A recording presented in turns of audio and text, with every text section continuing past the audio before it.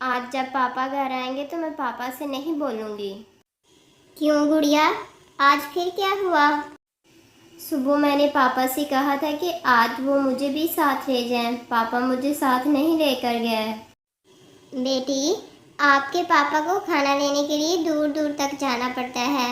वो कैसे आपको हर जगह साथ लेके जा सकते हैं? और कुछ जगह पर तो बहुत खतरा होता है, कई बार भागना पड़ता है। कभी किसी शिकारी से सामना, कभी किसी चीज़ से बहुत मुश्किल से खाना मिलता है हम परिंदों को। मामा, पापा अभी तक क्यों नहीं आए? चलो बाहर बैठकर पापा का इंतज़ार करते हैं। मुझे अपने पापा को दूर से आते देखकर बहुत ही अच्छा लगता है। दोनों माँ बेटी अपने घर के बाहर बैठ जाती हैं। शाम भी हो गई थी और फिर गुड़िया को दूर से आते हुए अपने पापा दिखाई देते हैं। पापा आ गए, पापा आ गए, मेरे पापा आ गए।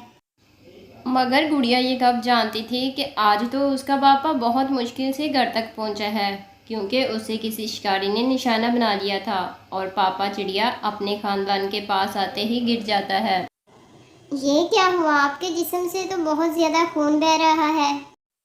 मेरे पापा को क्या हो गया? ये तो बहुत ज़्यादा चोट है पंख पे।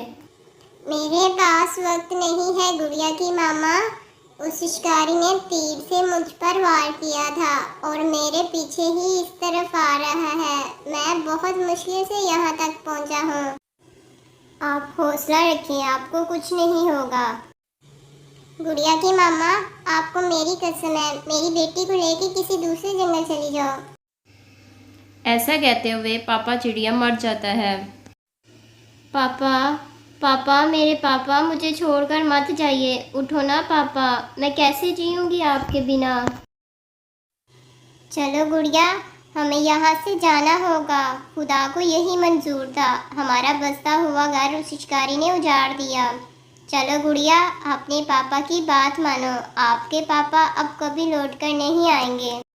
फिर माँ और गुड़िया किसी अनजानी मंजिल की तरफ चलती हैं। जल्द ही रात हो जाती है, लेकिन वो दोनों माँ बेटी उड़ती रहती हैं। रात के वक्त उन्हें जंगल में कोई दूसरा परिंदा नज़र नहीं आता और वो ऐसे ही उड़ते उड़ते बहुत दूर दूसरे जंगल में पहुंच जाती हैं। मामा, हम कहाँ हैं? ये कौन सा जंगल है? मैं पहले तो कभी नहीं आई यहाँ।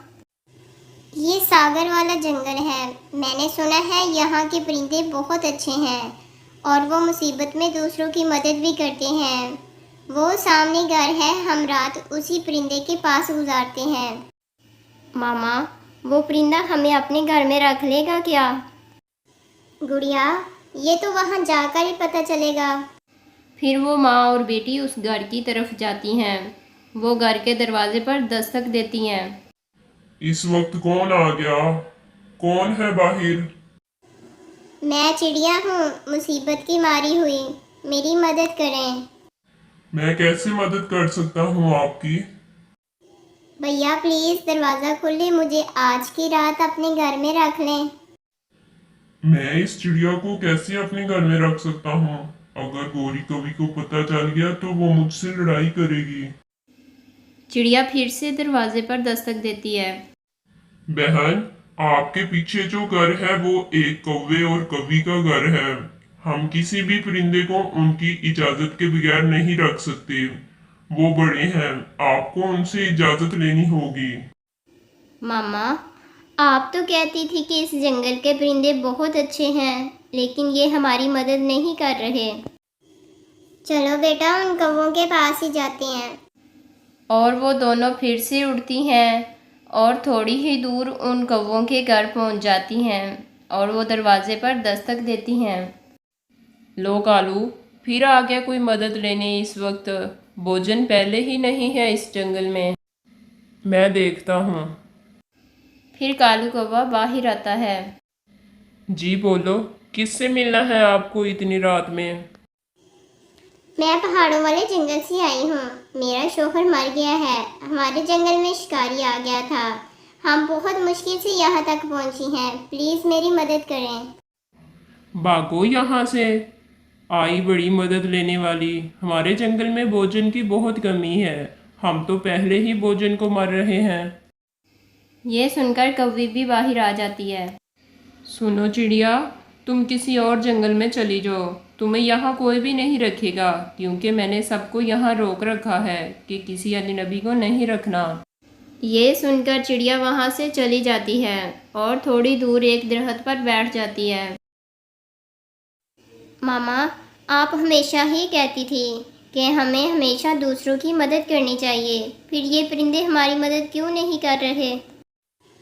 गुड़िया, ये परिंदे डर रहे हैं कि हम उनके हिस्से का भोजन न खा जाएं। ये परिंदे इसलिए हमें रखना नहीं चाहते। फिर ऐसे ही माँ बेटी वो रात उसी दरख्त पर गुजारती हैं। सुबह हो जाती है। गुड़िया अपनी मामा के पैरों में छुपकर सोई हुई थी। सूरज की रोशनी से उनकी आँख खुल जाती है। मामा, आप सारी रात नहीं सोई? मुझे नींद नहीं आ रही थी मेरी जान। चलो कहीं जाकर देखकर पानी पीते हैं, मुझे बहुत प्यास लगी है। फिर वो दोनों माँ बेटी पानी की तलाश में उड़ती हैं। इन्हें एक नदी दिख जाती है। वो नदी पर जाती हैं। वो दोनों माँ बेटी जी भरकर पानी पीती हैं। बबलू कबूतर, जो कि उसी जंगल में रहता था, वो उस नदी पर पहले से बैठा हुआ था। चिड़िया, आप कौन हो और कहाँ से आई हो? मेरे शोहर को शिकारी ने मार दिया और वो शिकारी हमारे घर तक पहुंचने ही वाला था कि मैं और मेरी बेटी अपना घर छोड़कर भाग आए। अंकल, हमें किसी ने भी रात अपने घर में नहीं रखा और सारी रात हमने एक दरख्त पर गुजारी है।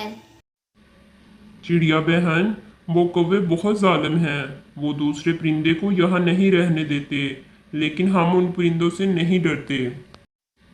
आप लोग चलो मेरे साथ, कुछ दिन मेरे साथ रहो, फिर आप अपना घर बना लेना। कबूतर भैया, मैं नहीं चाहती कि आपको हमारी वजह से कोई परेशानी हो। हम किसी दूसरे जंगल में चले जाते हैं। नहीं नहीं चिड़िया बहन, हम कब तक उन कौवों से डरते रहेंगे? चलो आप मेरे साथ। फिर कबूतर उस चिड़िया को और उसकी बेटी को अपने साथ ले आता है।